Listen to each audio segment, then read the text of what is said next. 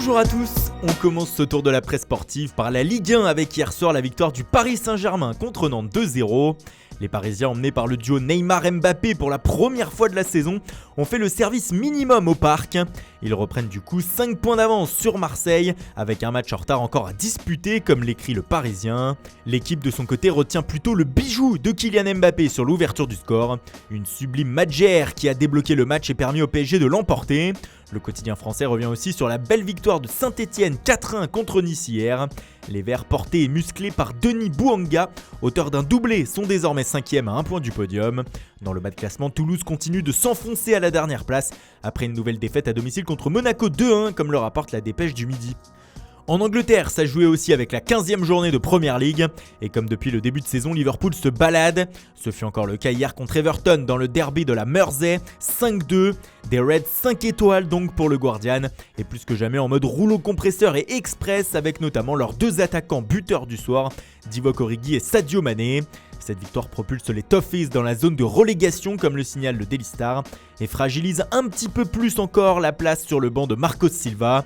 Il est même KO selon le tabloïd. Son limogeage est imminent. Enfin, dans une autre rencontre de la soirée, Chelsea a battu Aston Villa 2-1 grâce à Tammy Abraham et Mason Mount, comme l'écrit le Daily Telegraph, et reste dans le top 4. Mais le choc hier en Angleterre, c'était bien sûr Manchester United-Tottenham avec le grand retour de José Mourinho à Old Trafford. Un retour manqué pour le Portugais battu 2-1 avec sa nouvelle équipe des Spurs. Et ce matin, la presse anglaise chambre un peu avec quelques jeux de mots. Rashford, auteur d'un doublé 2, spécial 1 ou 1 en anglais pour le jeu de mots du Mirror.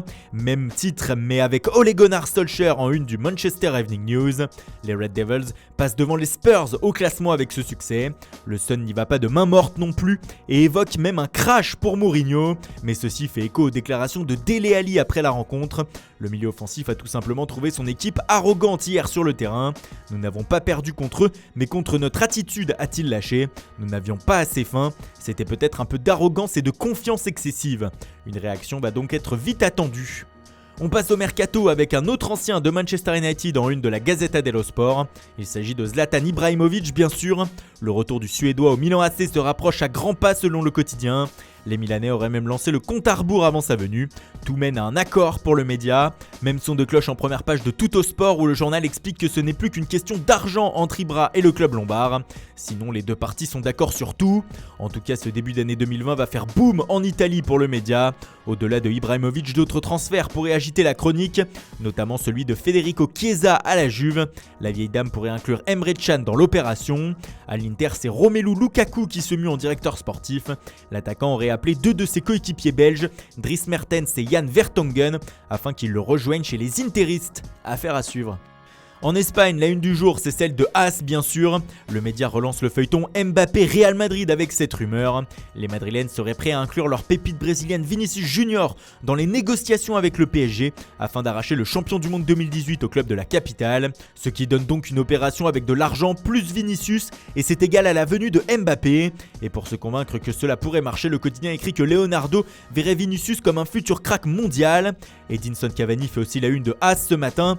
L'Uruguayen désormais remplaçant de Mauro Icardi pourrait prochainement quitter le PSG et selon le média, l'Atlético de Madrid s'intéresserait de près à lui et l'aurait même sondé. Enfin, pour finir sur Paris, sachez que Leandro Paredes attire aussi un club espagnol. Le Betis Séville se tiendrait prêt pour l'été prochain selon Estadio Deportivo si la situation sportive de l'Argentin ne s'améliore pas. En Catalogne aussi, on parle mercato. Et selon Mundo Deportivo, Zinedine Zidane continuerait d'insister afin d'obtenir la signature de Paul Pogba cet hiver ou l'été prochain. Mais à en croire le média catalan, son président Florentino Pérez ne lâcherait rien et ne voudrait pas du champion du monde 2018. Il le jugerait trop cher. Le bras de fer serait donc lancé au sein même du club madrilène. Enfin, on termine par ce qui fait la une au FC Barcelone, la revalorisation de contrat d'Ansu Fati officialisée hier soir. La jeune pépite de la Masia a prolongé de 2 ans plus 2 années en option et fait passer sa clause libératoire à 170 millions d'euros. Celle-ci passera à 400 millions d'euros le jour où il signera son premier contrat professionnel avec les Blaugrana. Voilà, c'est tout pour aujourd'hui. Merci pour votre fidélité, bonne journée à tous et rendez-vous dès demain matin pour une nouvelle revue de presse.